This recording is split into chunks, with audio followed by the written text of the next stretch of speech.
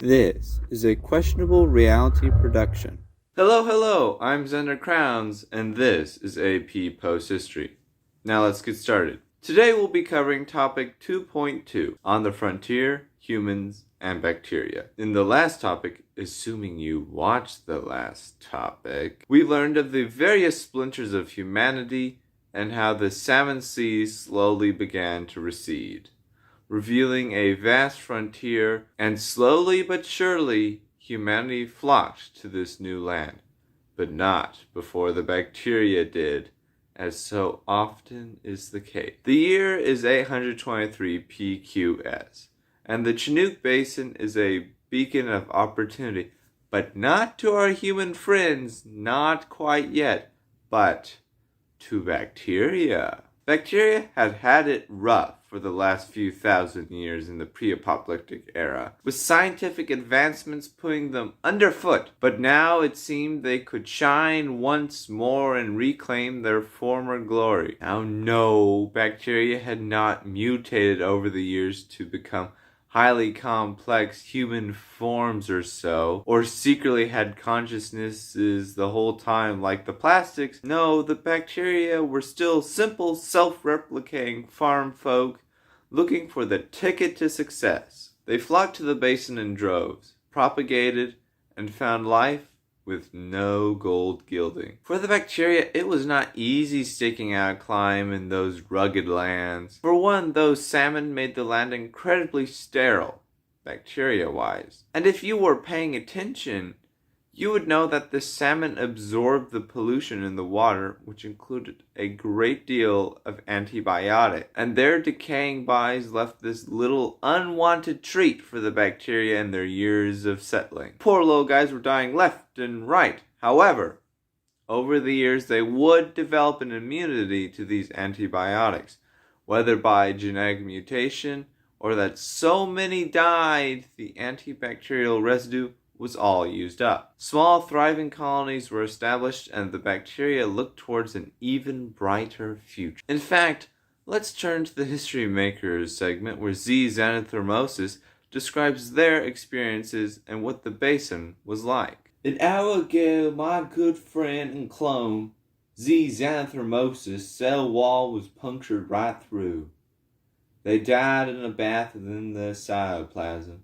About 30 minutes ago, my other good friend and clone, Z. Xanathermosis, had all their cilia cleaned right off. They later committed apoptosis right in front of my other good friend and clone, Z. Xanathermosis. But at the same time, my good friend and clone, Z. Xanathermosis, successfully commenced binary fission and strengthened their colony, while starting a successful plasmid conjugation business.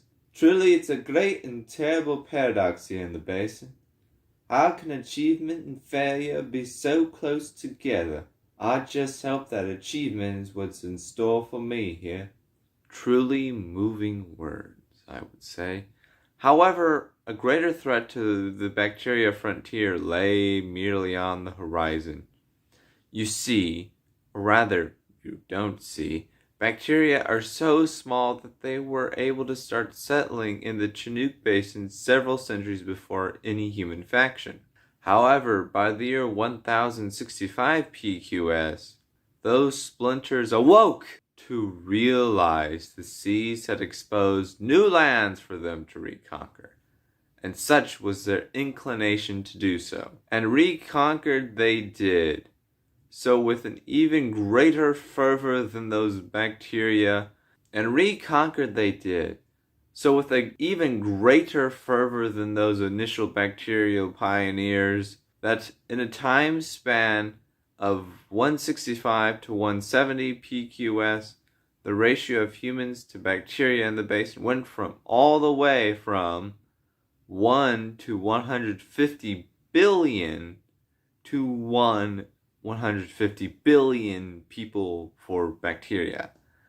Yeah, you may be a bit confused. Just remember, because of significant figures, you can't actually see the difference. But there was a drastic difference. Trust me. In an interesting observation, One of the few near universal holdovers from the pre-apocalyptic era was a strong predisposition to cleanliness. Thus, the arrival of the humans heralded in the disinfectant genocide for the bacteria, where just billions upon billions of bacteria were wiped out from the lands that they owned and lived on long before the humans in a tragic display of atrocity, all in the name for mere cleanliness, something these humans seem to value much, much more than the lives of any quantity of bacteria. Truly, that type of cleanliness costs a great amount in our societal and cultural heritage, and this genocide of the bacteria is just one of the greatest tragedies of this post-historical class. Little can explain why this was at all fair or rational, but the bacteria were otherwise just wiped out from these lands. In fact, as much as 11% of bacteria were wiped out by sanitizers, soaps, and suds. To the humans, this would be a necessary step in claiming the Chinook Basin for themselves. Now, on a different note, the civilizations before the revelation of the basin were small and isolated. But now they pose to be quite large and interact an awful lot with other societies. The majority of these interactions were predictably negative, with warfare and conflict being the crop the fertile Chinook Basin best supported. Of course, this does not at all include the previously mentioned disinfectant genocide. Though some facets of pre-apocalyptic society were retained, the bonds of globalization were firmly, and I mean very firmly, dissolved. Of course, the frontier also entailed a number of dangers and hardships for its settlers, as it had entailed for the bacterial settlers. But the most important development you need to know is that it was a chaotic context for the rise of the Samanites, one which the leader and propagandist of the Samanites would love to exploit and endlessly tout about, as these type of nations so often do. But don't worry, next episode we're going to look into some of those specifics. And that's it! Topic 2 of Unit 2 is complete.